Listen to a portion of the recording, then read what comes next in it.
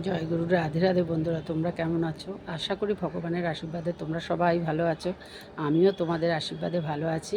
আর দেখো, বেলকড়িগুলো কি সুন্দর লাগছে দেখতে, বেশ ভালো লাগছে দেখতে। দেখো, এই দেখো ফুলগুলো, দেখো কি সুন্দর কালার, বেশ ভালো লাগছে দেখতে। আর দেখো নীলকণ্ঠ গাছ আমার, এই দেখো অ্যালোভেরা গাছ, এই দেখো একটু বাজার থেকে কলমির শাক এনেছিলাম, ডাল দুটো কেটে দিয়েছিলাম, এ দেখো হয়েছে। এই যে গন্ধরাজ ফুল গাছ,